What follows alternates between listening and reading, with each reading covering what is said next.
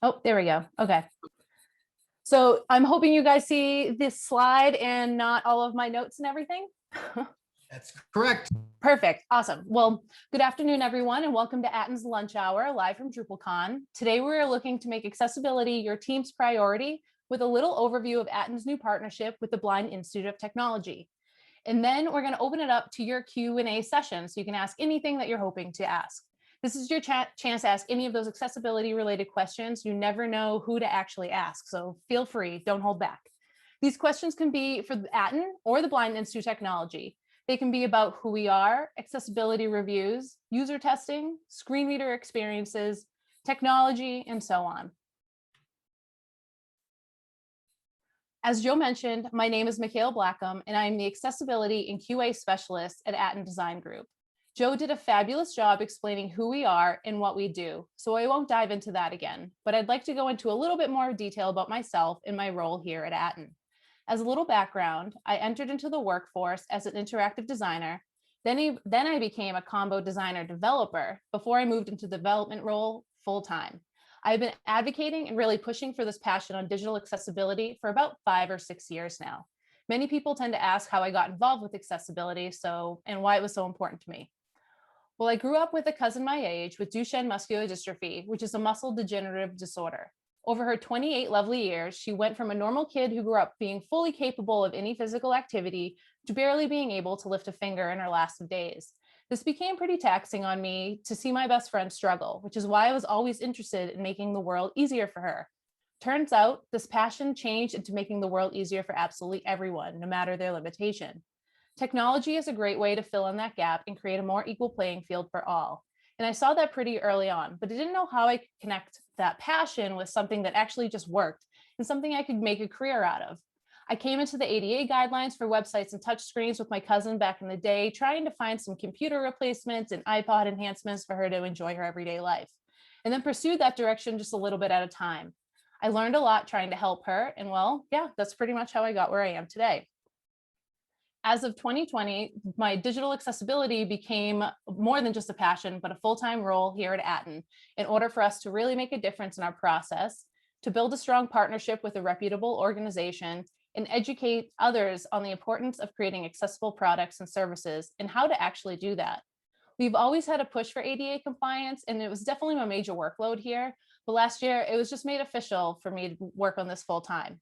Over my time with this as my full focus, we've implemented some better reporting, more training for our devs and designers, more training for our clients. We contribute to D.O on the accessibility front, as well as common plugins and libraries we all use. Creating more accessible products obviously helps everyone using the product. And like I mentioned before, technology is just an amazing way to equalize the playing field for everyone. So it's something I'm proud to say that we focus pretty heavily on. But my favorite part of the role so far is actually working on this great partnership between Aten and the Blind Institute of Technology. And with that, I'm going to hand it over to Mike Hess, the founder and executive director of the Blind Institute of Tech, who will also talk about who he is and his amazing organization. So handing it over to you, Mike. Hear me okay? Sure can. And can you see me okay? I can see you all right. Okay. All right. So hello, everybody, ladies and gentlemen, or whatever your pronouns may be. Thank you so much for joining us today. As Ms. Kayla said, I am Mike Hess. I am the executive director and founder of a Colorado-based nonprofit, truly making a global difference at this point in time. Who, why, what, though, I like to always kind of go over a little bit of that, who I am, so you guys get to know me, get a little comfortable with me. As you can tell, yes, I am blind, and I've been blind since I was in first grade. Started my career after finishing up some schooling in the early 90s as for anybody old enough to remember the first digital bubble called Y2K. Anybody old enough to remember the year 2000? There was a huge tech bubble that started to be created in the mid 90s.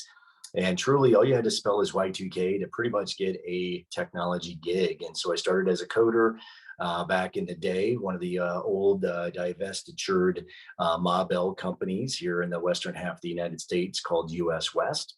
Was a coder for about 3 years, then moved over to the network side of the house and became Cisco certified and became a network engineer and ended my nearly 20-year technology career in Fortune 5 and Fortune 600 companies as a senior voice engineer.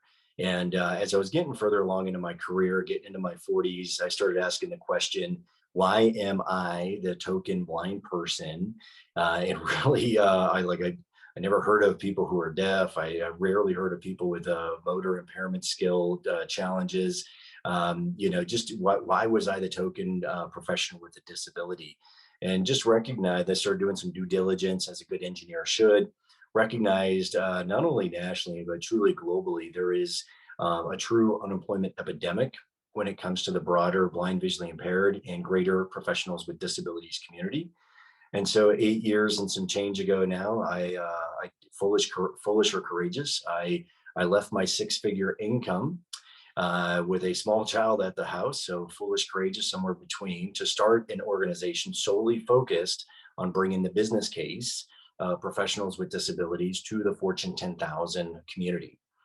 And so one of the ways that we do this is literally by explaining that me as a blind person, or people who are deaf, or people who are neurodivergent, so often need technology to mitigate our obstacles, or what HR types would call reasonable accommodations. But what technicians, like who's joining us today, would just say, this is just tech. However, there are specific guidelines on making tech accessible to everybody. And so when you do that, not only from a user experience perspective, all the user facing, consumer facing applications, the internal applications too, when that's done, not only do you expand your user base, your consumer base, you also expand tremendously your talent base. And so Blind Institute of Technology, or BIT, and for those, and so you guys get to know me a little bit here, this is the kind of, tech-minded person I am. I took the binary bit, the 0 and 1, right, machine language, and created the acronym Blind Institute of Technology. So that's the kind of nerd I really am, okay? So I truly believe technology is the greatest mitigator on the planet for all of humanity, from the Wright brothers to the pencils, always helping humanity overcome its obstacles. And 60 years now into the digital age, without accessible technology, ladies and gentlemen, or whatever your pronoun may be, I truly believe that technology is the great equalizer to allow people with disabilities to have a quality of life, let alone our ability to earn our own nickel. So BIT is there to help organizations such as Aten along their digital accessibility path. And for those who are looking for talent within the diversity, equity, and inclusion space focused on people with disabilities. So that's what BIT is all about.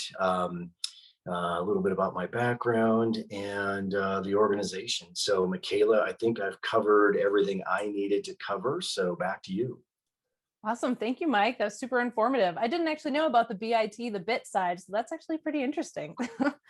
It's the kind of nerd I am, Michaela.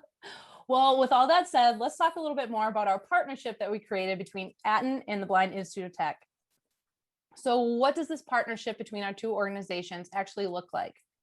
Well, from Aten's perspective, BIT's team has actually been helping us perform user testing on Aten created websites. This has been great to get that final reassurance that our site is truly accessible. We're getting expert guidance and customized responses to accessible code related questions. This has been super helpful for even just, you think of a drop down, there's like 1,200 different ways to do it. And on the web is just so many different options for, I think this one's more accessible, this one's more accessible. It's way easier to go to the source and just ask, how do you actually want this to be created? What do you want to hear from it? How do you want to interact with this? And it's a great way to just get those customized responses to make it the best it can be. And obviously reassurance that your Aten site is going to be accessible to a large spectrum of users, all the way from the beginning with great architecture to design into implementation and development. And from BIT's standpoint, this enables BIT to have a new platform to educate the public, as well as a possible new way to follow their mission and help employ users with disabilities. DrupalCon is a great spot to start doing that, for instance. Next, it's going to be guidance and development help on BIT's website. And Aten is available for any and all help related to the website, from SEO to redesign to dev help, or anything and everything that is needed. I know we've even gotten a couple instances so far where it's like, oh, we have this small little bug. What is the best way to approach this to fix it? And we're obviously there to jump in and help in any way possible. And then we do have a future idea for the logo creation for some kind of stamp of approval BIT can include on any website reviewed by their team. And that's not just from the Aten side, that's just from anyone from their organization. They do work with other clients and other people, so it's nice to be able to give that reassurance overall to anyone that they're working with. But more importantly, this partnership is created obviously for the two of us, but really it's to help everyone in the community, to help the community push forward on this journey towards equality in the digital space. We work together to educate the public and create a more accessible world through conferences, webinars, workshops, or anything that you need. And as well as contributing to open source technologies like Drupal. Like we even know, we recently looked at something on D.O for an issue, and there was a lot of, well, I assume a screen reader user needs to use IE11. I assume this, I assume that. It's very easy to just actually ask someone who experiences it every day to push forward on, do we need IE11? I don't know. Like, it's a great way to kind of get that going and to just contribute to the open source technologies in general. Basically, we both just want to be a major resource to anyone and everyone. Accessibility shouldn't be a secret. Nothing should be proprietary. Together, we should be trying to help the community. So let's move to the fun part. We're going to open up this webinar to anyone to ask questions. It could be regarding our partnership, accessibility reviews, about the Blind Institute of Technology and the organization. It could be user testing and screen readers. It could be development related questions, which could be a little difficult because it is over a webinar and it's kind of hard not to dive into code and see examples, but we can try our best to help you. If you can include your questions by clicking the Q&A button, or if you did already put it in the chat, that's fine, but the Q&A button is preferred in this instance. And just be sure to include who the question is for if it's relevant. And if we don't get to your question today, that's totally fine. Feel free to visit our booth at some point this week if you are attending DrupalCon, and we can chat there. Or feel free to reach out to the Aten team so we can get your questions answered. And with that, I'm going to stop sharing my screen. I'll turn on my video and I'll hand it over to Joe to help facilitate those questions. Awesome. Well, we do have a question that came in. This is a question just about it's a Drupal specific question. Is there a particular distro or set of modules or themes that you would recommend using or avoid using for developing accessible websites? So unfortunately, we use our own proprietary theme, and it has nothing to do with the accessibility side, because obviously the theming part is where all of the accessibility issues come into play. But I have been recommending the CK Editor Accessibility Checker module for content editors a lot lately. And it actually has a small automated tool in there so it can check to make sure that your content editor is using correct alternative text, or if it's too long, or maybe you're bolding paragraphs as headings instead of using the correct heading. It can catch a lot of those content editor related issues before it gets published. So I'm sure there's plenty of recommendations out there, but that's been the one that I've been recommending lately, because I do find that a lot of the issues actually come from content editors more so than developers or designers. That's a great point. Ian, we recently had a blog post on the subject written by Michaela, so I will I'll share a link with you for that. There's a question from Mike about screen readers. Not all screen readers are created equal. What screen readers do you personally prefer? And if we could only test with 1 or 2 screen readers, which would you recommend we test with? It's a great question, and so you're absolutely correct. Not all screen readers are created equal, and it's fantastic seeing, Google, creating and baking in their own. It's great to see Microsoft and Narrator baking in their own.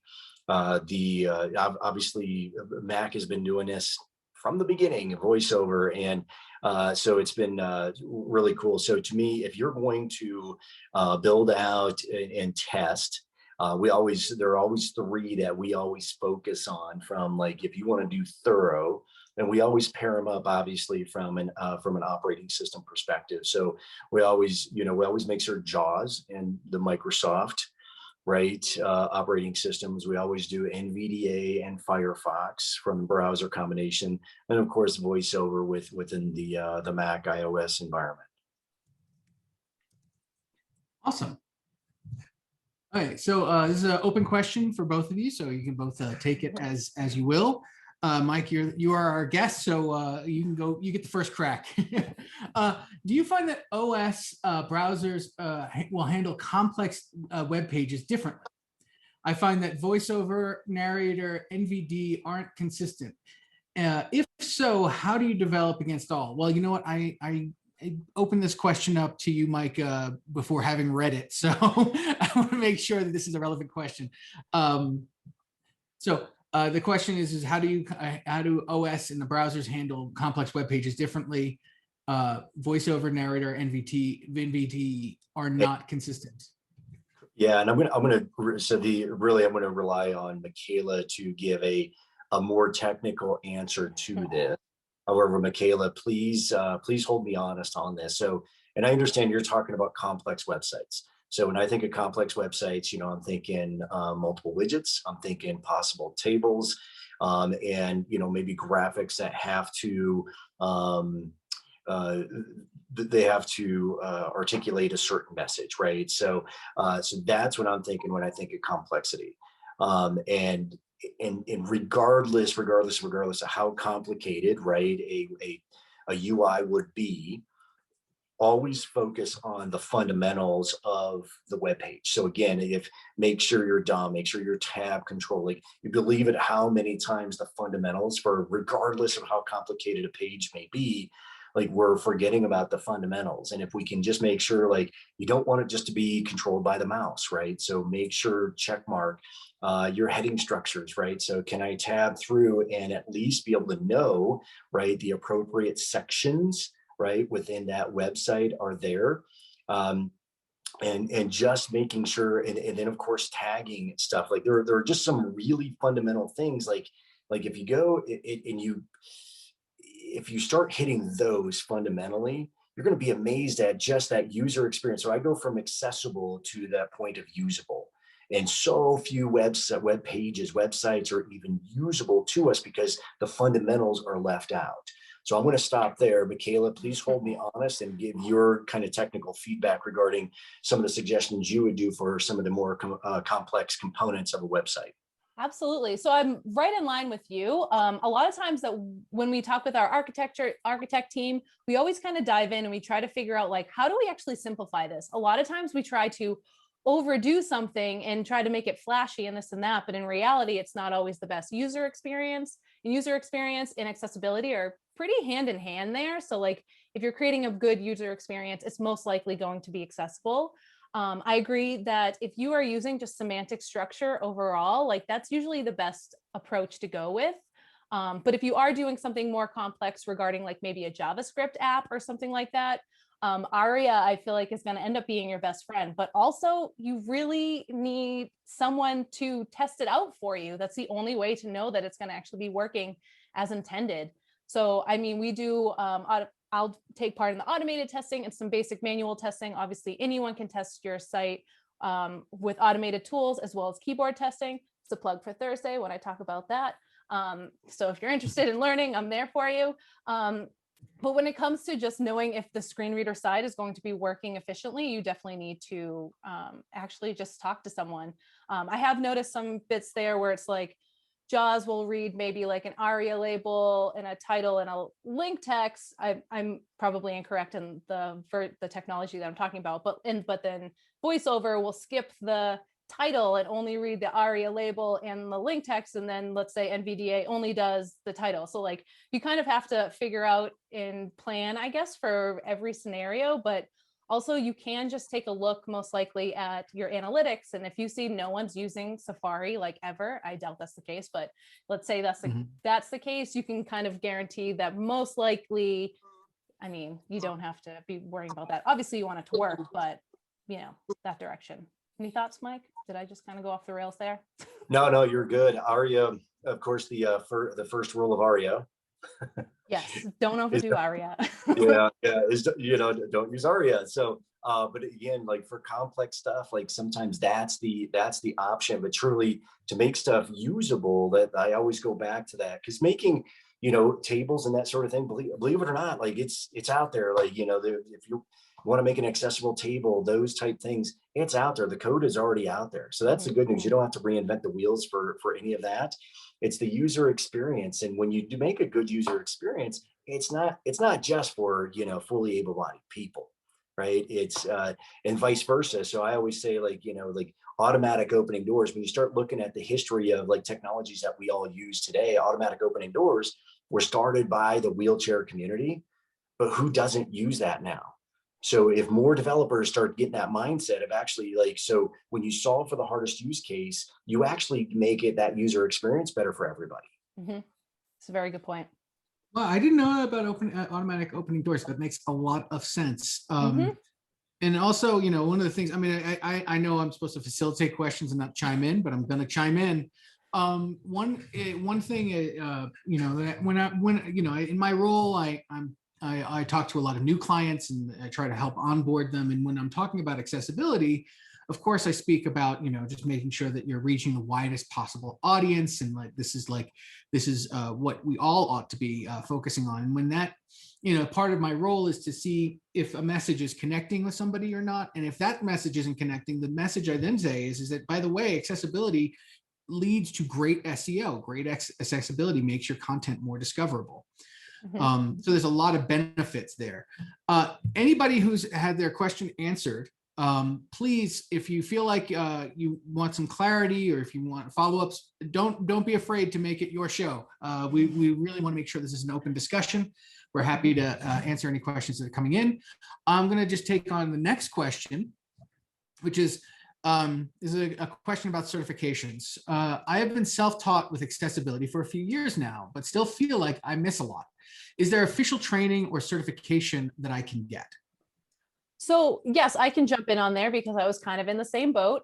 So the first training that I ended up doing was actually through WebAIM, which is, I always forget which college in Utah that is, if it's the University of Utah or like Utah, whatever. But you can go to WebAIM and they have a whole certification program there. And it's not like necessarily the international one, which is one that I'm currently working on through the International Association of Accessibility Professionals. So that's one of like the larger, more well-known ones.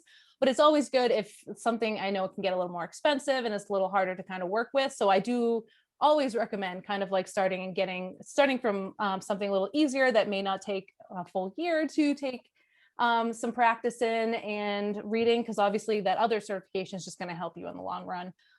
But those are, I mean, I'm working on that one. I already have WebAIM and there's plenty of other options there. I mean, the best part is just chatting with the community and just getting your name out there and going to meetups as well. That's kind of some of the best time to learn as well. Awesome. Well, just said any thoughts, Mike? Yeah. Anything? Oh no, I'm sorry. Any other ones? No, well, so, and if you really want to get advanced, like California State University Northridge, CSUN, actually, they're actually offering a master's level program. Wow. So for those who really just, are loving this topic, because again, from, Comcast to Disney, like they're like the big brands, everybody is absolutely putting stock in accessibility because, again, it's consumers. Like that's at the end of the day, they're doing this because of consumerism, right? So realizing that accessibility / usability is not just a legal obligation. It's absolutely like it's market share, ladies and gentlemen. And that actually brings up a good point. CSUN has a great accessibility conference every year. I don't know what it's going to be like right now because of like all the COVID stuff. And then we also have one in Colorado known as Accessing Higher Ground, which is also a good one. So joining some of those conferences are a good opportunity there as well. So I have there's a question that came in from Joan. And, I think Joan's channeling me. And also she's also setting up a great plug for your talk on Thursday, Michaela, which is what is your feeling about how well Wave, Site Improve, and Lighthouse work? Yes, this is a great conversation. So my first little thing I want to say there is automated testing is great, yes, but most accessibility testing is done manually because human logic always needs to be applied. There's a ton of false errors that can appear. I think Wave and Lighthouse, those are both free. So I think they're great tools to start off with and kind of see what types of things you're missing. It goes through the code to find a lot of those like nitpicky things there. Site Improve is a paid option, which again, it's automated testing, so it does the same thing. But in order to be fully compliant, manual testing needs to be involved. And there is some manual testing that we can all do, but obviously, in order to make sure that you're fully compliant and that your site just works, that's the most important part. You need to have actual manual testing and user testing involved. And I know Mike, I saw him smile when I started talking about the automated testing. So Well, you know my feeling about this, Michaela, and you just to remember, like you get what you pay for. So the free tools, it's great to have those free tools, and really some of the better enhancements when you start doing the paid options is the reporting from those tools. So that's where you start paying for some of the functionality enhancements when you start paying for some of those tools. However, so from the legal sense, okay, and again, we're not talking about legal, but truly with organizations who are part of some of the legal litigious initiatives that are out there right now, quite honestly, it's a blind person or deaf person who literally is like not able to do functionally something on your site. So from a consumer facing perspective, that's where the lawsuits are coming. So it's that functional capability. Can they, again, if you have an e-commerce component and they're not able to order, we'll use Domino's, from not ordered able pizza, that's why it went all the way to the Supreme Court. It was that functional component from the e-commerce perspective. So thinking about your digital landscapes that you're developing, what are the functional components? And then realizing that those free tools and even the paid tools, are they able to actually test those functional components? Yeah. One of the things, I mean, just again, I hate to, I'm going to chime in on the Wave, Site Improve, and Lighthouse. One thing that when I'm first introduced to a new client and I'm looking at their site, I often run a Lighthouse report on the site, and I know that it's not going to catch everything, but I know that it's going to give me what a developer might refer to as a code smell, right? So like the idea being that like I'm not doing a sweep to catch all of the accessibility issues, but like if the Lighthouse score is not 100, I know that there's going to be issues on the site. I hope that answers your question. Happy to answer any follow-ups that you may have. I've got another question for you, Mike. Could you describe how you personally experience website content delivered through animations, video, and when structural user interface elements that reveal content have animations in them? Oof, great question. A lot. So I'm truly a leader, from a content provider, video. We've all been immersed in throughout the pandemic. How many of you have not been binging, Netflix or whatever your favorite streaming app is, and audio description, and it's something you can get at every movie theater, obviously pre-pandemic, and they're starting to open them up around the country now, or the world. I know this is a global audience, so thinking of the audio description is such a powerful vehicle for, this is whether it's automation and or video, like this all lumps in, like audio description is brilliant. And if you've never used it before, like I just pick your, Queen's Gambit to Stranger Things, like pick one of your, Netflix original, Disney, actually, Disney Plus right now. So literally going through chronological with I have an almost 13-year-old boy, and we're going through all 22, the chronological order of the Marvel movies, right? And on the Disney Plus app, it's all audio described. So it's literally just in the menu items you can turn on, whether just same place where you turn on closed captions, you can turn on audio description. And I would highly recommend all sighted. Well, first of all, it's a better, like everybody I turn this on to, it's a much better experience because, so again, a picture is worth 1,000 words. you don't need 1,000 words, but you need very specific words to say, here's a visual component that, again, that this marketing genius had, this designer had to articulate a very specific message. However, again, you don't need that 1,000 words. You just need a handful of words, and go out there and listen to how, folks from Disney, how folks from Netflix have done this. Turn on that audio description and you will be, so first of all, like, it's an amazing experience because again, there are these visual scenes and there's so much going on. However, the designers or the marketers of that content say, nope, here's exactly what we want you to hear, because that was the exact intent of that visual scene. And it really enhances somebody's visual experience, because they're like, many times they're like, oh, I wouldn't have caught that before. I get that all the time with folks I turn on to audio description. And again, you get an idea of how to, whether you're doing animation, whether you're doing a video, it doesn't matter like that medium. So learn how to embed very, again, super succinctly that audio description component. And you'll just be amazed at like that, how much that enhances the greater user experience for everybody. Awesome. Well, if there's any follow-up to that question, it is a great question. Would love to take that on. I have a general question about browser support here. There's a lot of people are dropping support for IE11. Is that okay for screen reader users? There's nobody directed to this, so I'm gonna, Michaela, I'll start with you and then pass it off to Mike. Yeah, so this was something that actually I'd reached out to Mike and his team about. I think it was for Drupal, what are we on right now? We're on 9, so 10, and looking towards the future and seeing the support that we're going to be looking for. And it was great to just hear like the analytics basically about like how often IE is being used and this and that, but also I think the best part was, Mike's team had mentioned, like, I don't know why people think that screen reader users only use the original technology they used once when they were learning. Like, obviously they're up to date on like normal technology and stuff too, that changing IE11 is going to just, or keeping IE11 is actually just going to hold everyone back in general. So I don't know if that answers the question, but Mike, I would love to have your thoughts on that. I remember you chatting about that with me.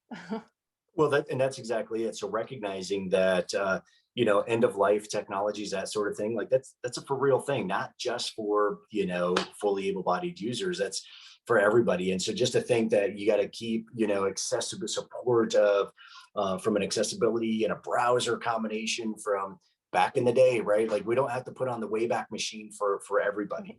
Again, except, and actually the newer versions that are coming out, again, the commitment that Microsoft and Google and AWS, the huge technology vendors, of course, Apple, right? Like they were the first technology vendor to actually put accessibility as one of their values. And so when you have that, like they're constantly baking in accessibility features and enhancements. So you should be thinking about it from that point of view too. Like, so the newer technologies are actually make the user experience more accessible. Mm-hmm. And would you agree with that, Michaela, then? Yeah, I absolutely would. And especially like, even just like, you can look back and see all these roles and all these pieces, like Aria was made for, again, we don't want to overuse it. That's like the number one thing I feel like when a developer's like, oh, I know accessibility, let me throw all this on here. But it was like originally done because like there wasn't a great semantic HTML5 structure to work with. So like there weren't footers and headers and mains and articles and asides that you had to tell a screen reader exactly what that was. But now that's actually baked into HTML5 and is something we should be all using. So like, obviously pushing forward is going to be automatically in that browser to be read correctly. So. And I was going to say, even from a Drupal perspective, right? Like thinking about the updates to Drupal, it's accessibility is baked into the newer versions, correct? Absolutely. So. Awesome. Well, we have got we have a time for more questions. So anybody out there that's checking out this conversation, it's an open discussion. We are inviting your questions. So please use the Q&A feature, direct a question to either Mike or Michaela. I have a question here. This is Michaela. I'm going to start with you. I'm hearing a lot about cool, accessible overlays. How do you feel about those? Do they really help screen reader users? They seem too good to be true.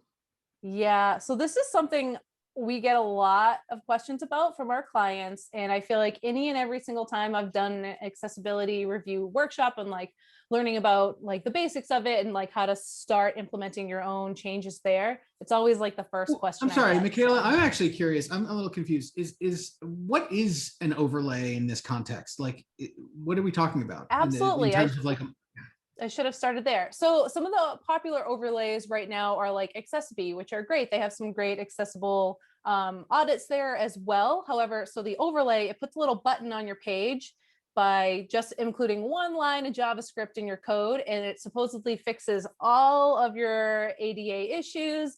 And now your site is fully compliant just because of that JavaScript code, and you pay a monthly fee to have that fixed. Obviously, that's just too good to be true because, as we mentioned before, most issues are actually human logic. You have to go through, you have to think about it, you have to see if it's correct. If like, yes, it can catch if alternative text is there, missing, or maybe really long, but it's not going to tell you if that's like informative alternative text, for example, or if contrast errors are actually false errors. And it ends up giving a lot of, I mean, I actually am talking about this again on Thursday, another plug. But my least favorite part is like, I get overwhelmed when there's too many options, and all of them have so many options to choose from. Like I've been to the Cheesecake Factory once and they had like 12 pages on their menu, and I ordered chicken fingers because I can't find something that I like because there's too many options. I get overwhelmed, and I know other people are probably like that too. There's a lot of things I can say that's probably not great about them, but I would love for Mike to give his 2 cents on how it actually affects him when he's using the site. So Thanks, Michaela and Joe, for the question. And yeah, they're you know, really good organization out of Israel, right? AI. They want to make the whole web, right? All, I mean, where are we at? Like 3 billion. Now, there's how many pages? What pages are they saying? There's like 7 per individual in the world or something like that, right? So they want to make every page completely accessible. But again, so you, ladies and gentlemen, you've already heard, like, so there's a delineation between accessible and usable, right? And so you have major brands that are absolutely, so they bake in accessibility and those frameworks into their SDLC, right? So software development lifecycle, they're baking all those in because they want a great user experience, period. And the AI, these overlays, quite honestly, it's a diminished user experience. It's a diminished user experience. It may check that box of accessible, right? So maybe you've got this like, okay, well, I'm covering thy butt because, you know, now I'm not going to be sued. There's obviously that, and I'm not saying that's a negative thing. However, again, you think about these brands who are baking in a robust user experience because again, it's market share. At the end of the day, it comes down, and so a better user experience gives you that shot at better market share. And that's what it's all about. And so that's how I delineate like some of these options that are out there right now. I'm not poo-pooing them. I'm just saying, like, what are your intentions? Are your intentions purely litigious? Are your intentions truly like, no, we can, like, because and we know this from some of BIT's very large clients, like CVS. So we know this by working with some of the largest companies in the world, that it's less than an additional 3% level of effort to bake in accessibility into your software development lifecycle. So that's working with CVS. Michaela, Joe, I would love to know from you guys, because you guys have probably been, you know, tracking this with so many of your projects. You know, what's the additional level of effort that you guys actually pitch to some of your clients for some of this work? I can honestly, yeah, you go from the sales perspective. That probably makes more sense. No, please, you start. This has been your initiative. I don't want to, I'm stepping on your toes. I mean, it's true. I've been working on this for quite some time and definitely pushing for it. But I will say that since we've been, I mean, obviously Aten's been doing this for a while. I'm not saying that we're not, but we incorporated every step. Like I'm doing some kind of minor review from very early on, from information architecture, making sure the wireframes make sense, the flow makes sense, there's logical order to that. Then we have another checkpoint at the design side. Then we're having more checkpoints on back-end development and front-end development. And then we do a final review. So we have been baking it into our overall flow. And I will say it doesn't add that much more time or effort, because once we figure out like, oh, okay, this is how the dropdown should be created, that's what we're going to be doing going forward. So now we don't like, we can check it. Obviously we need to make sure it's working, but we don't have to put in that extra effort each and every single time, because we're not recreating the wheel. We're actually reusing a lot of pieces that we have there.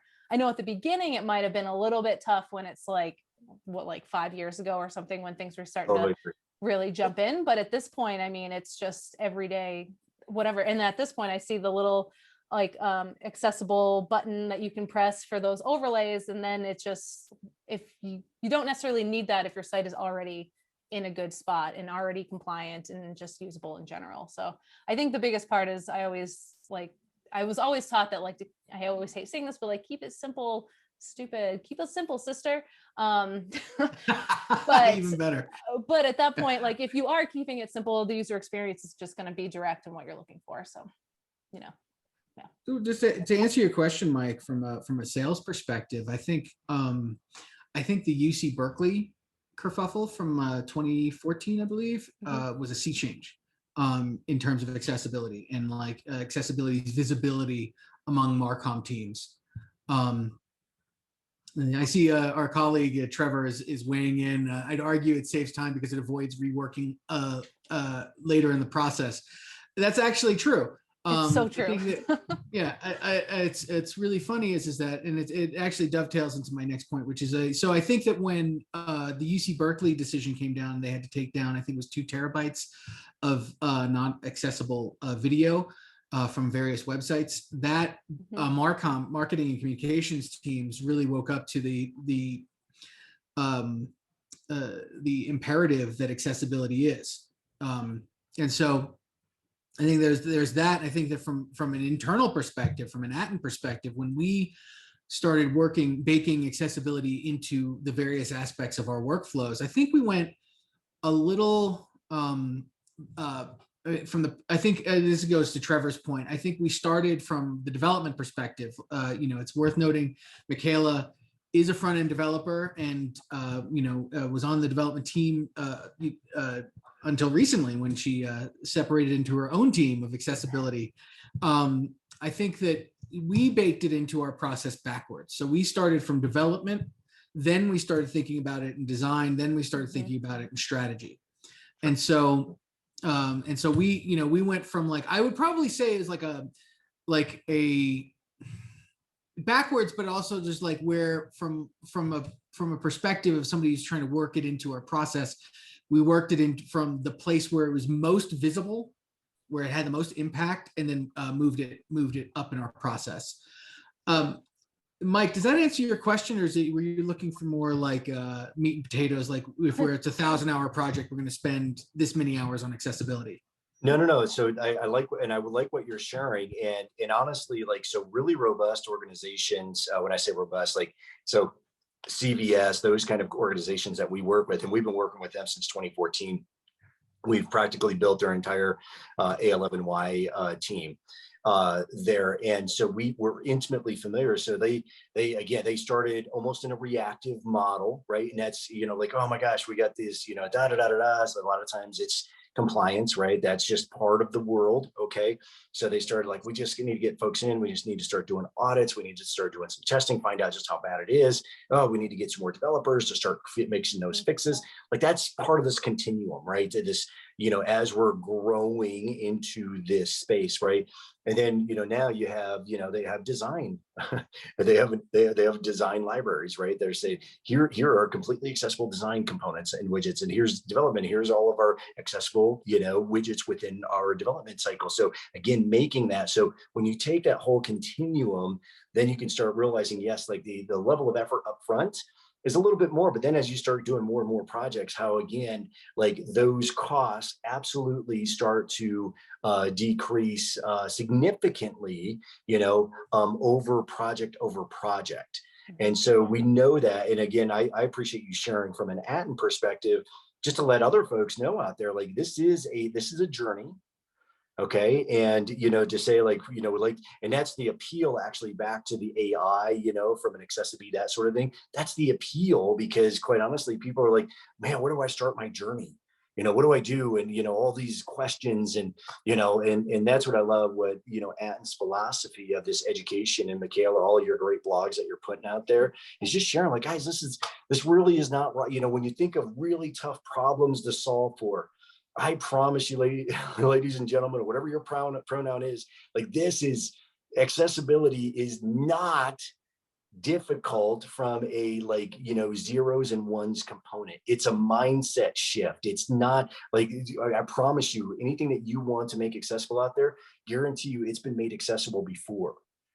And so that's the really good news. It's a mindset shift of just thinking of like, how can my technology be used by more people? That's the mindset shift. The technology isn't a someday thing. It's just your mind saying, I want it to be used by as many possible people. Sorry, I get on my soapbox about this, Joe and Michaela. You guys know that. So this is why you're here. This is the soapbox we all need to be on. This is a question from Michaela, and I think this is a question for both of you, but I think we'll start with you, Michaela, because I think it might be relevant to a small organization like Aten, and then I think Mike, it might be great to answer the same question with respect to a large organization like CBS, which is any recommendations on how to start an accessibility initiative in an organization that doesn't have an accessibility professional on staff? Oh, that is a good one. I think just as a framing device, it might be good to think of it in terms of like small organizations like Aten, where we don't have a ton of resources outside of like our day-to-day production teams, versus like a large organization that might have more resources to throw in at a new initiative. So I'm sorry, Michaela, you were starting to answer the question. Yeah, so I'll talk from the small organization side, of course. Unfortunately, I do think that someone needs to at least kick someone in the butt to get moving on that whole initiative. And all it could be is maybe going to a couple of the meetups. Like I know I go to the one in Boulder, which is always a good one. And then I know that there's an accessibility meetup in Denver, but I think the Boulder one has been around a little bit longer. But I would say like just kind of starting there and seeing what other companies are doing and what their small steps were. But overall, the easiest way for me to kind of get everybody else on board when I first started this initiative kind of a while ago, or at least like really pushing for it, was seeing how a screen reader navigates the site and seeing how it actually affects everybody and not just us, anybody else. It could be like, my favorite one was like, anybody could I'm a righty. If I break my right arm, I'm all of a sudden a lefty and I can't really do everything the same way I wanted to, and how it could really affect any one of us at any point. And I think getting someone to empathize and kind of understand that it's more than just like a legal reason, if they're understanding that it's for everyone and it's just like creates a better experience, I think then they have a thought that like, okay, well, here, all I have to do is just maybe use this technology instead going forward, or maybe I have to just test by using a keyboard and make sure the drop down actually opens with a keyboard. Like, I think it's those small steps. I feel like I could probably talk about this and like really go into detail for hours, and I don't want to go too crazy, but I do think like it's just taking small steps at any point. So if you can only work on making your designs accessible, start there. If you can only, I'm trying to think of like something really small. If the only thing you can do is have someone just make sure in your QA and your acceptance criteria is that this drop down needs to open via keyboard, that focus styles need to be available, things of that sort. I think that's at least a good direction, because I think for when you're starting something for a small company and you don't have the resources or the money to reach out to someone to like actually do a full review or implement something, I think as long as you're starting in the right direction, you're going to learn how easy it actually is to do all of this to make something accessible. Hopefully that kind of makes sense. Yeah. Mike, the same question. Just how do you get started on an accessibility initiative when you're talking about like a large organization? Sure, and we've worked with large and small organizations truly all over the world. We've done projects on 3 continents now. So for a small nonprofit out of Colorado, our reach is pretty broad, which is fantastic. And we always start. So absolutely agree, Michaela. It just starts with literally like a mindset shift, and when you start there, like you'd be amazed at how much exponential movement you can make in any space. We as a small nonprofit organization offer training. Like we do a teach the teacher. We educate organizations, and guess what, we're a nonprofit. So again, I already said our end goal is employment. So we lead with education many times at a low or no cost component. So because we're leading, our end game is employment for professionals with disabilities. So we're always looking for connections out there to organizations just to have this conversation. If you're interested in A11Y, if you're interested in like a larger market share, like that's what BIT is all about. At the end of the day, our mission is employment, and the medium to employment is A11Y. Mhm.